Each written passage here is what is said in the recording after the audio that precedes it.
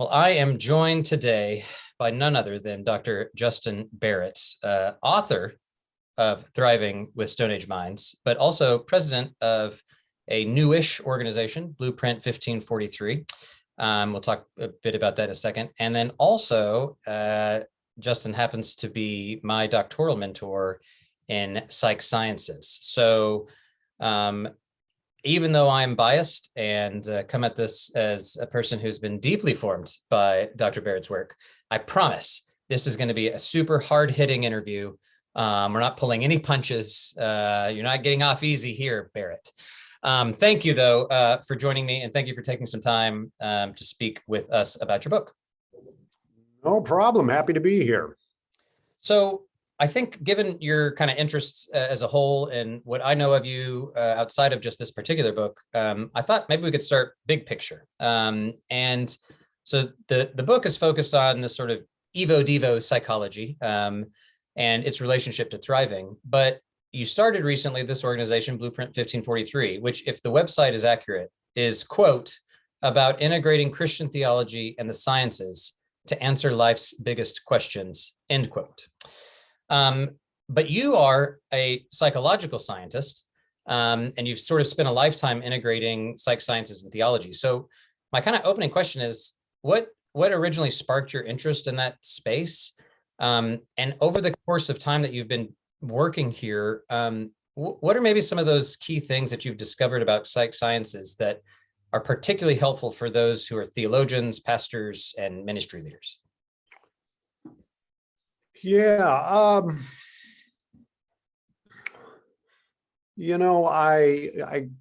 I got interested in psychology, psychological science, the science side of psychology in particular, because I thought this was a way to better understand God's sort of creativity, his creative power.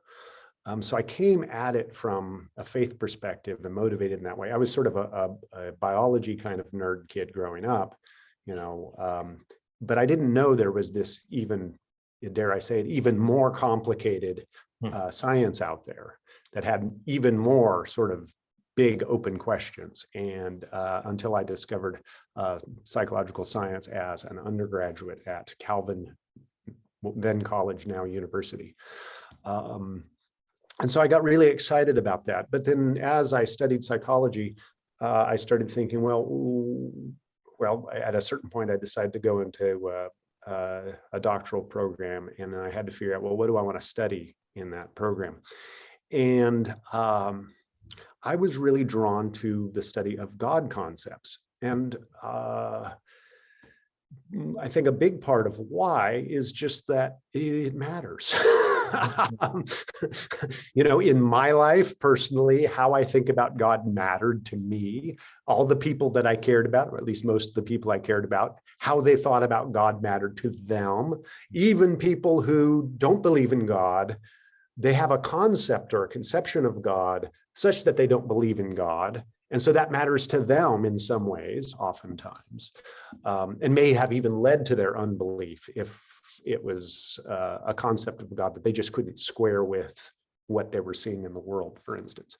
And so it seemed to me this is a really important thing for us to better understand. It's where do concepts of God come from, what shapes them, what impact do they have, and so forth. So I thought, hey, I'll study that. And I discovered something surprising along the way, and that is that while some psychologists of religion were interested in how people thought about God, cognitive scientists and cognitive psychologists of religion had basically done nothing on concepts of God for some reason. So I found an area of study that nobody else had gone into. But you can see already that's a deeply theological kind of problem already. Knowing God is a perennial theological problem. And I'm approaching it as a scientist and sort of naive about the theological side of things, not entirely naive, but mostly naive. But I think in that there's sort of, what do we say, a teachable moment, right? That the mechanisms theologians are using to try to figure out how to understand God and how our conceptions of God matter to the world overlap with our psychology, right? These are human beings exercising their psychology in a particular domain space, a theological domain space. But how it is we form concepts at all and what those concepts do for us, to us, through us is a psychological question. Yeah. And so the study of God concepts is at the intersection point of psych science and theology, just from the word go. And that's what I kind of discovered. Yeah, as I was rereading your book and then what you just said now, I keep remembering what first made me want to study with you was your interest in this sort of sensus divinitatis of Calvin, of this notion that your early work of born believers, and just saying there's something about what it means to be a human, and the mind of a human shaped in these sort of ways is one that generates God concepts. Isn't that interesting? Just full stop. But then isn't that interesting theologically? And that's always sort of, I came at it reverse, right? I came at this going like, I've developed this sort of theological paradigm of general revelation, of the Spirit at work, of how people think about God, without knowing any of the specific special revelation. And I go, oh, look at this whole domain of people thinking psychologically about it. So a really fun overlap. Here in this book, and what folks are reading, is now some of your work talking more specifically about the evolutionary psychology, and then even now what might blur into evolutionary developmental psychology, this domain. But you add to it, in part because of your partnership with Dr. Pam King, a sort of telos, this sort of thriving notion. So I wonder if your focus on sort of thriving or flourishing, is that something that's baked into the evolutionary psychology project, or does incorporating thriving do some important conceptual work that EvoPsych alone wouldn't be able to actually do? Yes. The latter of those two options. But there is an interesting sense in which I think a lot of people in evolutionary psychology think that evolutionary psychology can deliver the goods when it comes to human purpose and what a good, flourishing, thriving life is. And, as, readers of the book will be able to detect, Pam and I think that that's not quite right, that there are severe limitations in evolutionary psychology so that it doesn't ultimately deliver the goods, and you need some sort of theological resources to flesh the picture out. But evolutionary psychology is interesting among the psychological approaches to the study of, the different psychologies out there, in that it does seem to have a direction to it, or a telos to it. This is a contentious issue among evolutionary theorists. Some sort of the purists would say, absolutely, there's no teleology at all. There's no direction. There's no purpose in evolution. When we use that language, it's just a rhetorical device and nothing else. Others are not so sure about that. They actually think it's really helpful to think in terms of what is being designed, for instance, by evolution, and what purposes are then the result of evolutionary processes. So all that to say, in evolutionary psychology, there is this notion, whether it's merely rhetorical and really we should be embarrassed, or it really is productive and real in some ways, there is still this sense when you read evolutionary psychology that things are happening for a reason and they're bringing about particular ends.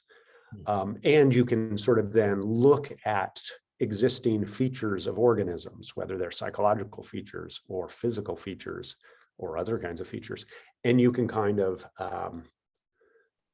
reverse engineer them, in a sense, to get new insights on them. Well, what are they really good for? What's that really meant to do? And we can use that kind of teleological language in evolutionary psychology.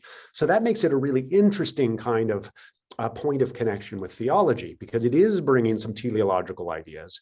And so then what we can do theologically is say, yeah, well, how many of those ideas line up with the Christian theology as well?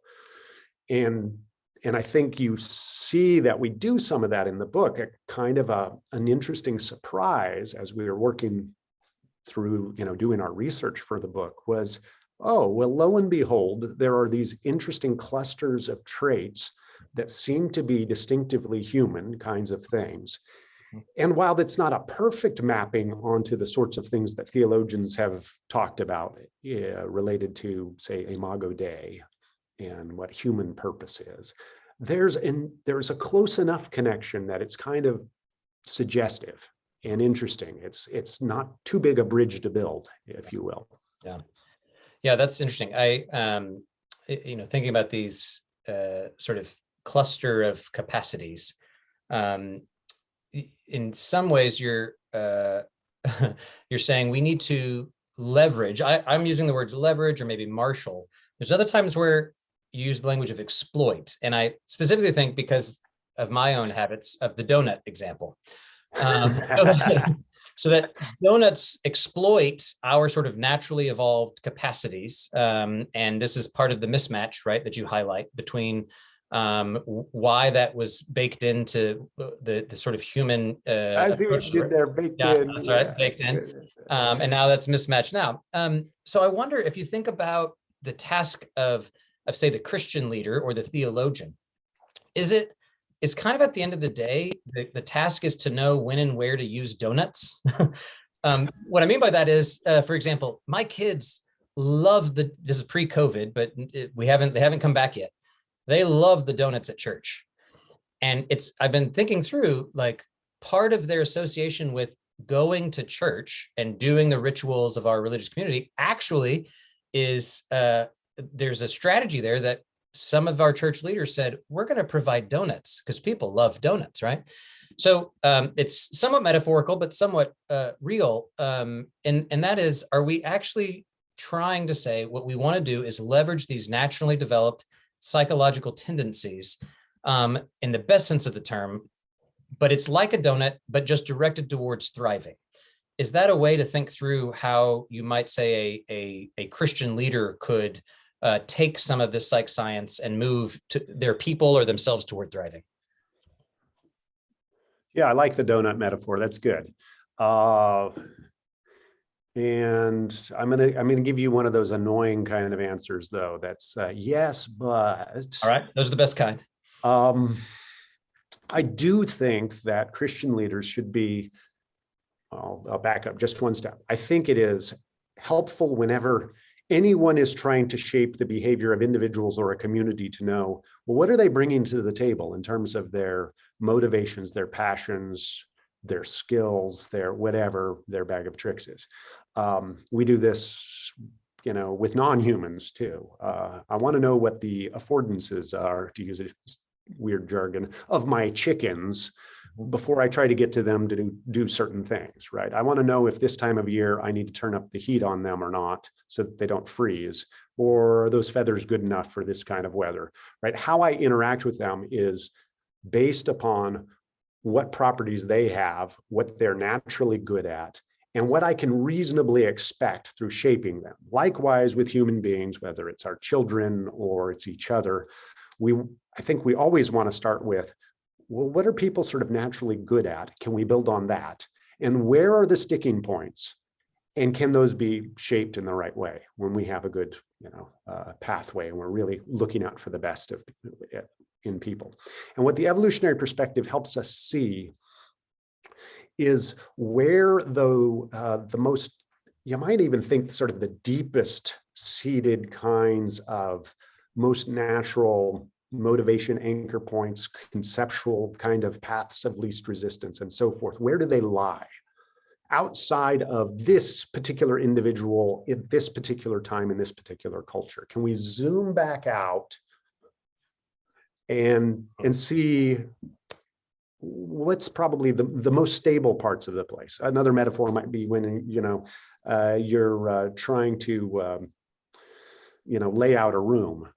Well, you got to know where the immovable parts of the room are, where the power, where the plugs, where the switches and stuff that you can't block with the furniture, where are the windows, okay. And that's kind of what evolutionary psychology is doing.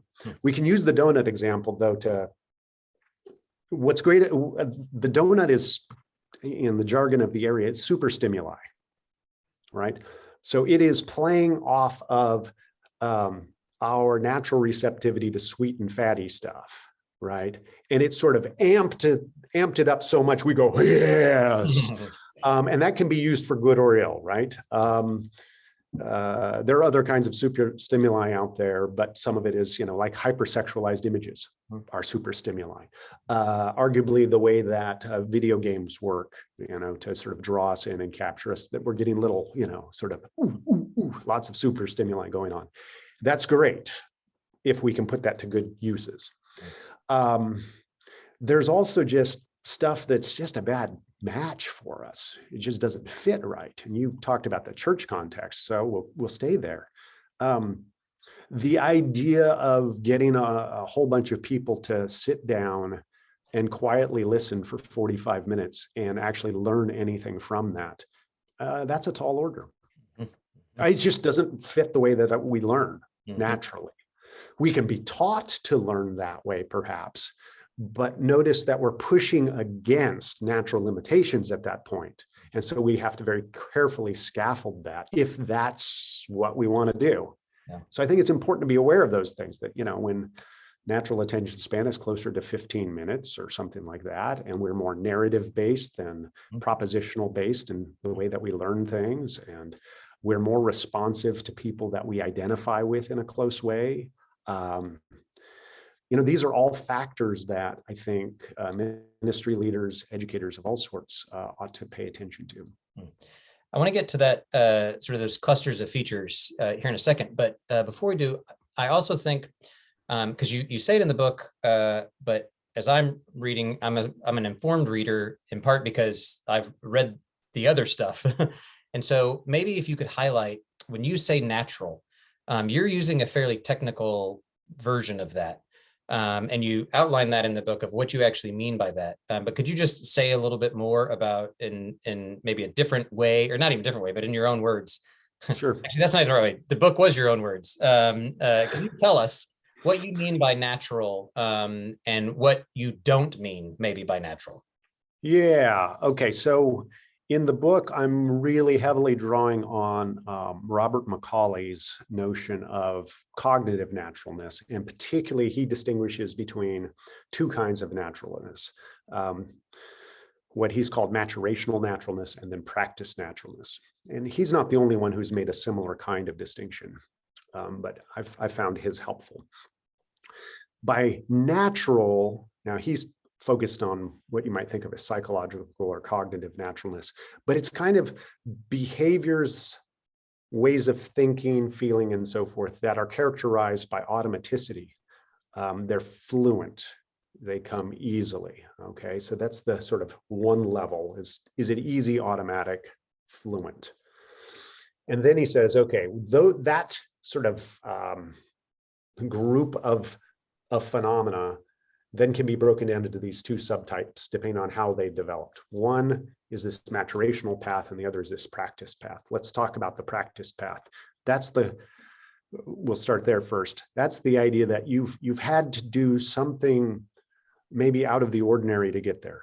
You've put a whole lot of conscious effort into learning something, for instance. You've really practiced, you've studied, you've put in the time, you've sought out other experts who have instructed you very explicitly. Here's how you play guitar, for instance. If you're going to be actually have fluency playing the guitar instead of just like me, which is okay.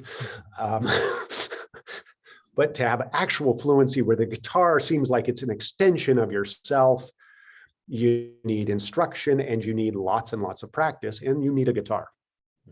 And actually, Macaulay identifies it. Special artifacts, right? Pushes things into this practice naturalness kind of category. He's trying to get at some things can become natural in terms of fluency, automaticity, and ease through special cultural conditions. But then there's this other group of stuff that just seems to be part of human development, like walking, speaking a language, that barring any kind of developmental disorder or really outrageous kind of environmental condition, like, you raise the baby on a space station or something weird like that, that we would expect, humans to have these traits. Okay, and he's going to call those maturationally natural. They're characterized by fluency, automaticity, and ease, just like the others, but they don't require special artifacts. They don't require special cultural conditions to be brought about. They don't require explicit tuition, teaching, instruction. You just kind of do them. Nobody says, okay, here's how you conjugate the verb in your native language. Nobody does that. That's not how we learn language. We just hear it and go, okay, and we practice it and try it out. So when I use the term natural in the book, I'm mostly emphasizing that, almost exclusively emphasizing that pathway, that maturational pathway. Does that help? Oh, yeah. And am I right? Maybe now using the metaphor you drew on before of the house, those would maybe constitute the electrical wiring, the stuff that's there, and that you can't really rearrange. And maybe some particular cultural scaffolding is the furniture we rearrange that give you these maybe practiced naturalness. Is that working with that metaphor? Yeah. I've been known to use a slightly different house metaphor, and that's that you can almost think of the maturationally natural stuff as the foundation. Yeah. And then you can sort of culturally elaborate on that foundation. So you have lots of room for flexibility and intercultural and interpersonal differences, but it is constrained by what's happening underneath, right? You can only build so tall on a foundation that it doesn't go deep enough, and you can only go out so far, and so forth. So in that domain, you kind of have mapped out these sort of three clusters, and at least for me, what I find helpful about this, at least the way you're describing it, is there's kind of three takeaways, if you will, of maybe psych science, but then evolutionary psych. One's the kind of descriptive thing, right? We're describing what's going on in a way that kind of demystifies stuff. Like, why does Uncle Joe love conspiracy theories? Why are they so easy for him to embrace, but so hard to counter, right? So there's that descriptive thing. There's some psychological processes going on, right? The other helpfulness is that it's what I would call utilitarian in a good way. And that is by naming those things and seeing those processes in play, that kind of gives us tools to respond more effectively to the people in our life. So like you're saying, like we have 15-minute attention spans. Well, that might be a good tool then to use if you're a public speaker. Then the final is this sort of prescriptive. So here's now incorporating a theological perspective, what we ought to do, or think about that ought versus is, and maybe that's in the sort of moral foundations type of stuff. So I wonder if we can go through each of your three clusters, and I want to ask you kind of like, what is this thing describing, and what tools does it give? And then I'm going to follow up each one with a kind of a theological prescriptive question too. Okay. Does that make sense? So let's start with this hypersociality. And actually, I don't know if you put these in different orders, but here's the order I think of them in. Maybe they don't have to be sequential, but if we start with that humans are hypersocial, what is it that EvoPsych is describing for us there, and what kind of tools does it give us to respond to other humans and our kind of groups? Right. I like your framework there. That's really good. So it moves from least controversial to most controversial. That's fun too. That's all planned. So on the descriptive level, what I mean by humans are hypersocial is that maybe it sure looks like, unlike any other species, we are, a natural part of our developmental environment is just other individuals. And notice I said other individuals, not just other people. So it's not just that we are part of a school of fish, and it doesn't really matter which fish is where, they're just fish, but they're like me. Okay. No, we individuate. Who's mom is a really important one that most of us, need to figure out right away. And who are these other important people, and what are the relationships to me and to each other as well? And we naturally track all of that. That's the developmental environment we grow into. And we learn from them, but we learn to learn different things from different people. That's part of our sociality. We learn to care about them, to empathize, to respond to them, to their emotional states oftentimes in very similar kinds of ways. And then we have that's part of the hypersociality. We have very large social groups compared to other mammals, especially, again, of this individuating sort in particular. So, it's often thrown around that this idea of Dunbar's number that the typical person has about 150 plus or minus about 50 personal relationships. So with individual people that they can recognize and know all of this stuff about, and what do they like and what are their motivations and their personalities, right? This is more intimate than mere acquaintanceship. And then within that 150, we've got these other inner rings of greater intimacy and interaction. So there seems to be structure to our social relationships. Footnote, there also seems to be structure to the rings of intimacy in other social mammals as well. Just kind of interesting, but ours seems to be characterized by these rings of about 5, 15, 50, and then 150.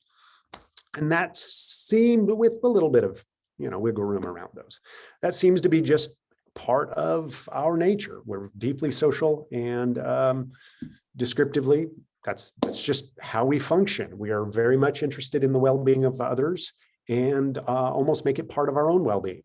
Mm-hmm. So we're naturally kind of collective in that sense, but individuating, interestingly. Mm-hmm. Mm-hmm. Okay, but you said what and who cares? What tools does that give us? Well, it gives us tools like, and this is sort of somewhere on the boundary of description and the tools idea, but it suggests things like when you've got groups of people that are smaller than about 150, everybody can know everybody. Mm-hmm. And that means we can mostly govern ourselves. I don't mean that in a government sense, but sort of manage ourselves through just our social relationships and social pressures. So it's been observed by some anthropologists that you don't really have to set up hierarchical power structures when your groups are about 150 and below, because they can kind of socially regulate. You start getting bigger than that, and suddenly you need authority structures and so forth. It appears. It also suggests things like, if you try to push too hard against that and say, you know what, I don't want 150 personal relationships, I want 500 personal relationships, you've got a problem. Yeah. Because your natural Mark Zuckerberg. Well, yeah. And so what happens is you end up going wider and thinner, and those different layers of intimacy disappear, it looks like. And or you end up being very anxious because you're spending so much time trying to manage these things. And there really is time as an issue. So traditionally, that intimacy is built on what has been called social grooming, which really means, both the physical touch kind of stuff of picking bugs out of each other's hair. Also in humans, we, give hugs and high fives and fist bumps and all that other good stuff. But then also laughing together seems to be a human device to sort of socially groom. Storytelling, dancing, synchronized movements, ritual, worshiping together might actually be a method for building community as well, for this social grooming. But you actually need that. You need to be with each other. The physical contact seems to be the easiest way to get this, but also synchronized behaviors. And it's not remotely clear if we can get the same types of things through digital media. We might get little flickers of it, but it sure doesn't look like we get the same stuff. So if you actually want people committed to each other, high degree of trust, willing to do things for each other, actual face-to-face interaction and physical contact is probably part of the recipe to make that happen. And at a reasonable size of that group. And a reasonable size, yeah. So the scandalous theological follow-up. So this gets the prescription. So as we watch this sort of unfold in terms of our hypersociality and what you're describing here, and you get to this really interesting thing where, let's say, a church, a religious community, could be really great at developing in-group affiliation. and also really great at outgroup prejudice and antipathy in certain ways. And according to the research, that is just what it means to be human, right? That you can only keep in mind and have sort of empathy or compassion for so many people. Otherwise, it becomes just others after this sort of individual. And yet, I see Jesus go, well, almost run exactly against that in some ways, saying, love your enemy, the outsider, the Samaritan, these people that are not a part of your in group. That's the sort of call, the Christian call to love. Now, here's what might be scandalous to the reader of your book. I don't know if you meant it as scandalous, is this notion that given what evolutionary psychology, how they've shaped the human mind in terms of how we think about our social relationships, you come across this point where you say, we aren't actually capable of loving all humans equally. It's not even just that we're not called to, it's that it's a literal impossibility. So my first question is, do you mean, I think I know what you mean by that, but would it also work to say we love people differently? And does that map onto the different kinds of loves you're going out? So that Jesus maybe is saying, what I'm not asking you to do with the Samaritan in your midst or whatever is to have the kind of filial kin-based love that you have with your 5 or 15 members of your tribe. But I am calling you to, as I think you put it, assess their moral value in the same way because they are made in the image of God as you assess your own. And that drives you to a compassionate care if they're in your midst. And that's something different than what love is we're thinking of in these smaller tribal associations. So I wonder what you think about what Jesus' call is in that, or have we theologically just messed it up when we think about these in-group, out-group associations? I like the way that you put it, and it's along the lines that I've been thinking of it. And that is what, in this case, what I take to be the facts of the matter. I could have them wrong, but it sure looks like there are honest to goodness limitations on who we can love in this deep, intimate kind of way. Because for me to do that effectively, I have to actually know something about that other person. I need to know what it means to love them the way they need to be loved, to care for them the way I just can't do that with everyone. I just can't. So I am pushing it back against some philosophers who would say things like, my moral obligations to your kids is the same as it is to my kids. Like, really? It just strikes me as implausible on its face, let alone other people's kids who I've never even met. At least I've met your kids. But somebody over there well, no, I don't have the same moral obligation to them. I cannot love them the same way. And I certainly can't love everybody the same way. So then that makes me think, well, that's not what Jesus would have had in mind then. Well, but what did he have in mind? And I do think it is along the lines that you're suggesting. What it means is I don't automatically assume that the outgroup member is bad or worse, valueless, and so forth. I'm going to push against this tendency in myself maybe to mistreat the outgroup. I do think that the science shows we're really groupish kind of animal, right? We form these little tight in-groups, and it's very easy then, not necessary, but easy to go from that to outgroup derogation, right? And, mistreatment. But I don't think it's necessary to do that. So actually, one of the things I think that's exciting about what Jesus calls us to do is he, in some ways, is encouraging us to form our in-group identity around care for the outgroup. Right. So one of the ways to form a group very effectively, social psychologists have shown, is give them a superordinate goal that pulls them together. And we have seen in church history, Christian groups do exactly this, where instead of, oh no, the church is all about, we take care of each other and we try to separate ourselves from you guys. It's no, we define ourselves as a church by how we care for the people who are not part of us. Yeah. And in fact, the doors are always open. It's not an exclusive club. It's an inclusive club. Salvation Army is famous for this kind of thing. What battle are they fighting? Well, poverty. And they go and they do it together, and it binds them together. They're soldiers. Oh, that's very militaristic. Yeah, but their subordinate goal is actually taking care of poor folk. Wow. All over the world. And they've been remarkably good at this, but it forms their group identity. And of course, all kinds of other missions have done this sort of thing. Well, I think also what is I've been thinking more on it, and I've gone back and forth, of course. So this is still in process for me. But what I also appreciate about what you're saying is it.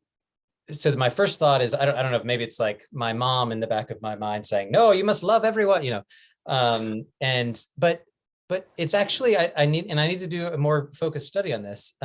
But it's God who loves the world. And we are called to love our neighbor. And what I think Jesus is calling us to do is really kind of, there's this risk of abstraction here that Christians get into, and it goes in sort of two ways. And I think what you're suggesting avoids both errors. On the one error is sort of this like, this like burden that now I am burdened to love the whole world. It's my job to love all 8 billion people on the planet in some tangible way. And you go, that's actually inconceivable, but it's a burden we put on ourselves in some ways.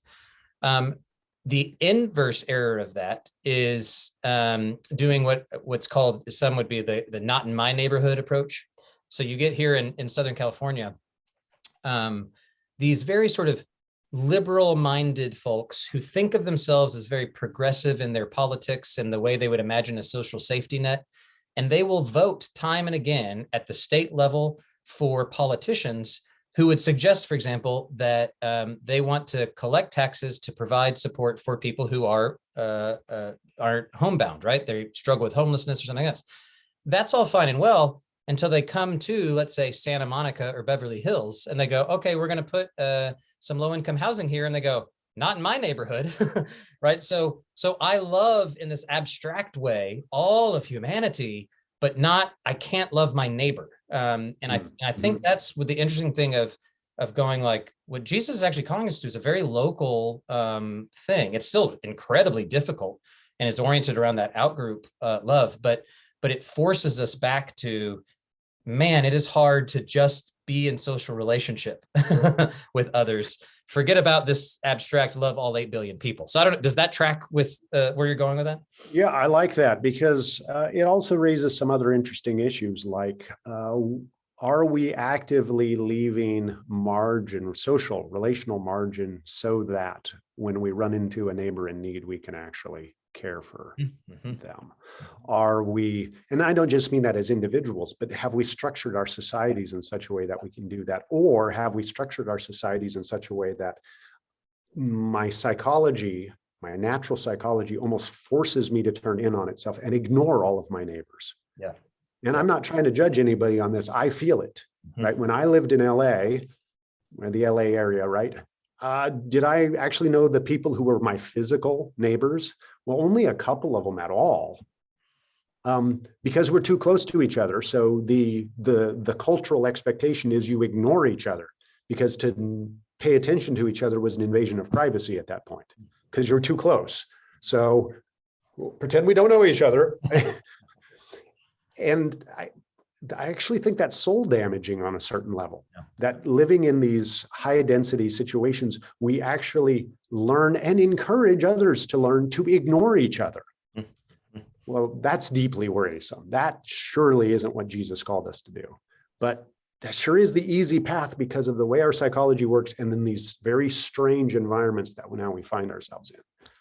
Which is really kind of one of the big points of your work is not simply that these are the kind of minds that humans have developed, but also we are constantly constructing the niches in which we inhabit. And we can think not only in terms of like, how do I love my neighbor, but how do I create an environment that allows me to love neighbors? And we need to do both of those things, both as individuals and as a Christian, or I mean, as a community of Christians, if we're going to reasonably have any chance of succeeding. And it brings me, the other two domains are expertise acquisition and self-control. But what you just said makes me think I want to fast forward to creation care. So here's what's an interesting sort of like, what I like about your work is like, you go, oh, that's the surprise. You told me about these other three domains. And then I feel like the surprise keeps coming back to this notion of cultivating our environs in such a way that they too lead us toward thriving, flourishing, and loving. I mean, even, and forgive me if this isn't actually from your book, but it was another research article I was reading, but some folks in psych sciences saying that the human organism is one that almost, it's hard to say that they haven't developed to love. Like part of their telos, again, not from a faith perspective, is actually their form of sociality is to love each other and to love the environment that they inhabit. So I wonder if you can just say a little bit about, is it possible even to, whether we're a psychologically informed theologian or a theologically informed psychologist, is it even possible to conceive of human thriving without some form of creation care in your mind? Yeah, I do think that from this evolutionary psych perspective, I think we're forced to confront that our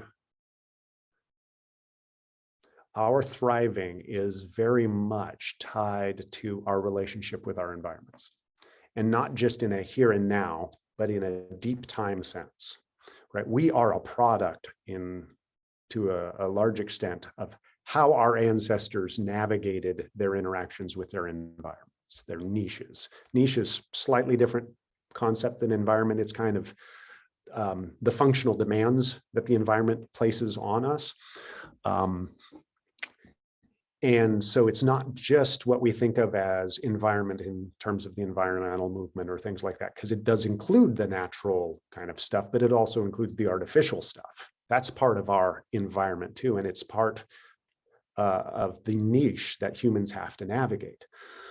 So the theme you hear throughout the book is, yeah, we've got these great bundles of capacities that help us sort of navigate our just sort of basic fitness demands that are presented to us by our environments. So how do we navigate that nature niche gap? But the way we seem to do it is to keep creating these new gaps if we're not careful. And so I am,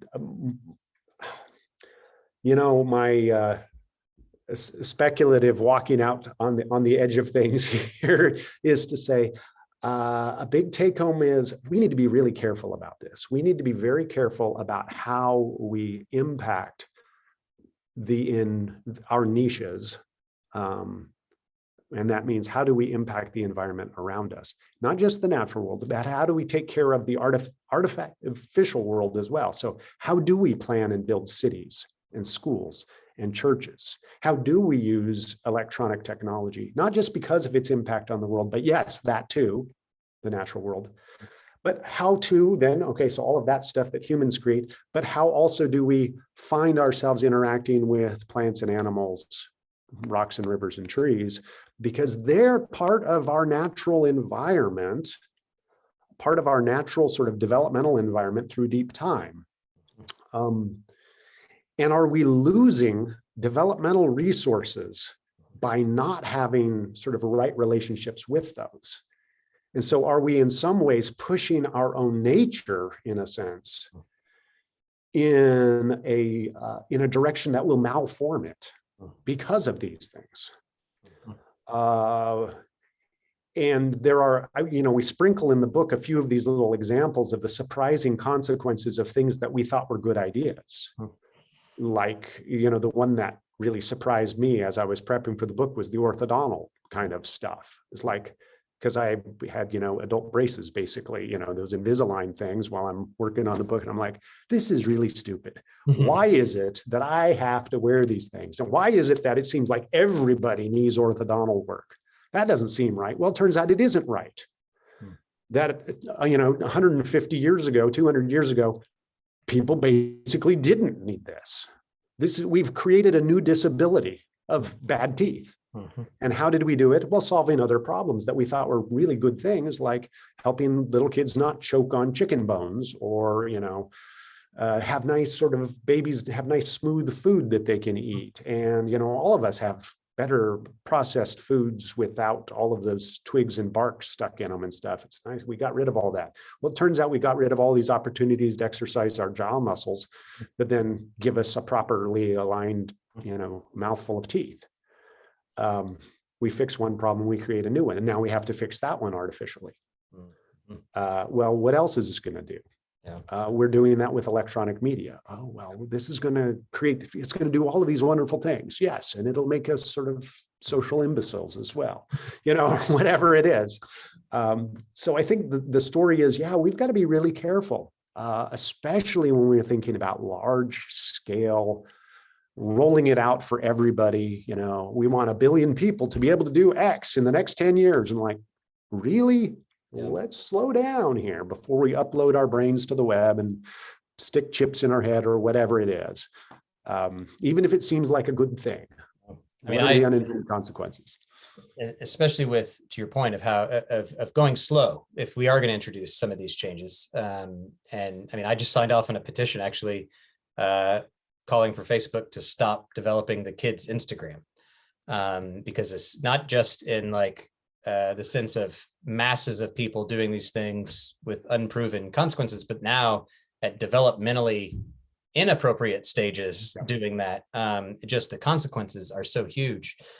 I wonder, so this is maybe just a fun imaginative experiment, but I think it gets at what you're getting at. And then I have one maybe final question for you. I've been thinking through, in part because, to your point of the whole, we can do this, but ought we to do this, is sort of connects here.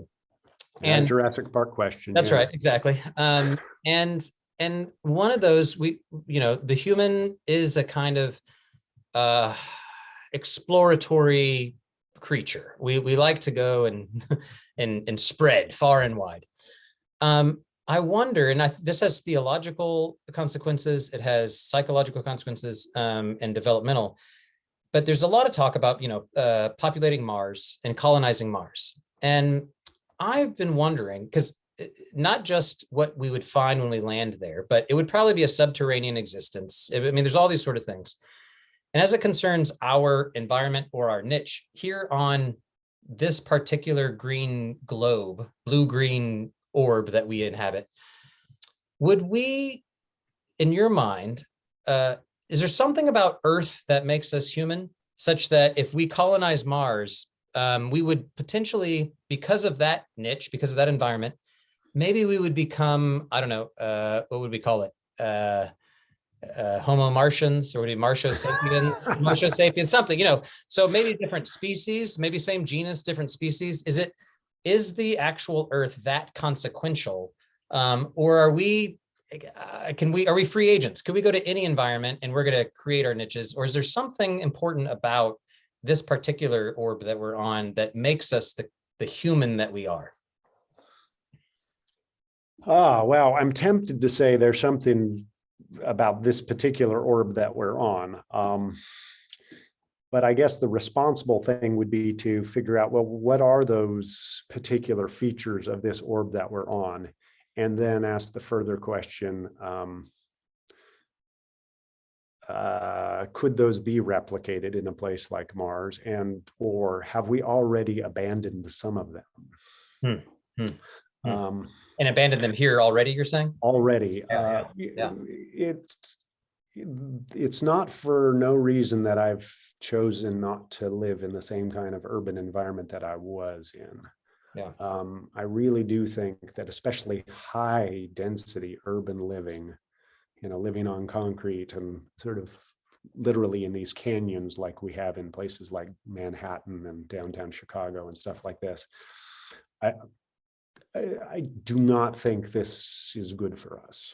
I think it runs against our human psychology. We can put up with it for a while, but it bears, it makes marks on us, raises our anxiety levels. Noise and light pollution are messing up our sleep patterns, which then again feeds into anxiety and relational disorders, which increases, violent interactions with each other and crime rates. And, it doesn't surprise anybody if you stop and think about it, why it is that people in high density cities kill each other. because that's not the way we're supposed to live for lots of reasons. And so then the issue is, yeah, the odds are pretty high that if we tried to build things on a place like Mars, that we're going to get it wrong if we're not extremely careful. And I don't know how we would replicate all of these things. But I do know that the wise guys who are trying to explore these types of things usually have a team full of people who solve the practical problems like, okay, well, how do we move supplies around and how do we build structures? But they don't have the people around asking the hard questions about, yeah, but what is human flourishing? Yeah. And can you do that here? And we certainly don't. So we don't have the theologians asking those tough questions. And we don't have the psychologists, especially the developmental psychologists, saying, yeah, what kind of developmental environment would that be? And what would the consequences be on human development? What kinds of new pathologies would we be breeding? That would ultimately spell the doom of such an effort, or at least make a very different kind of animal as a result, maybe one we don't even recognize. Well, I do think along those lines, it is part of maybe the task of Christian leadership today is to sort of go in those spaces and raise those questions, right? Say, hey, absolutely, that's right. Before we go too far, here's maybe a robust notion of. And what's tricky is it'll sound like, oh, you guys are just anti-progress. And I'm like, well, no, we're anti-regress because progress is toward a different telos for us. Yeah. That's good. So maybe to land the plane, if you will, or maybe to run the boat ashore. What is a aggressive? I'm trying to think of not an advanced technology, but so if you were going to say maybe the most tangible thing, this maybe could be, I don't know if some early responses from the book, but if you're going to say a pastor, ministry leader reads your book, what would be that sort of tangible thing they could go out and maybe do differently in their context, having read your work? Ooh. Fun. I hope that ministry leaders would take very seriously that idea of, look, humans have certain kind of capacities that make us good at the things that God has called us to do. Let's work with them instead of against them. And so, for instance, to be very concrete, it's common in at least the churches that I've been a part of to say lots of things about the importance of community and building intimacy. And, we're the body and we need each other and we need to be in this sort of intimate relationship. And I think they sincerely believe this, but then structurally everything they do says, nope, we are about you sitting there and us talking at you, or entertaining you and then talking at you. That's actually what we're about. Wait a minute, what happened to we're trying to change people's behaviors by changing their hearts? Oh yeah, we do that through their heads. Okay, well, that's fine. Does the psychology back that up? Answer, no. It only sometimes does that under very specific circumstances done the right way. But most of the time, we shape people's behavior by having them do things. And then we can reflect on why we're doing what we're doing to sort of fill in the story. But we change hearts by changing what people do. So you can think, change their hearts by changing their hands, which then will change the minds, not the other way around all the time. There is a place for that. There's a place for that. I don't want to say it's either or, but it sure doesn't look like we take seriously all of this talk about building community and intimacy, because we don't actually structurally do anything about that, with a few exceptions. And no, I don't count. We'll go and join a small group Bible study. Notice it's a Bible study. That's not building that kind of lived intimacy either. Well, we'll call it a life group. Yeah, what are you doing in the life group? You're doing more head stuff again. What curriculum will we use in the life group? Exactly. It's like, it doesn't matter that you called it a life group. Well, you're going to do life together. Are we? You're going to meet together once a week for a couple of hours. That's doing life together. We're not even thinking about how to do church in a way that fits human psychology to meet the ends that we as the church have said are important to us. It's slightly, you can tell I'm slightly exasperated by this. We're doing great things in the church. I'm not a complete curmudgeon about church, but we sure are not doing the things we say are important to us in a well-informed kind of way. as if that really matters to us. It starts looking like we're not being fully honest with ourselves. So I hope that the book actually has enough sort of irritants to make us at least be a little more honest with ourselves, and then enthusiastic about engaging the relevant sciences to make our dreams come true. But let's let those dreams come from theology, not from the sciences. Wonderful. Well, I appreciate it. Thank you for the time to talk us through your book, and then also for irritating us in the book. Welcome. If I can irritate you, then I've accomplished something. You have succeeded. I appreciate it, and always appreciate talking to you, and learn something every time I do. So thank you very much. Great to talk. You too.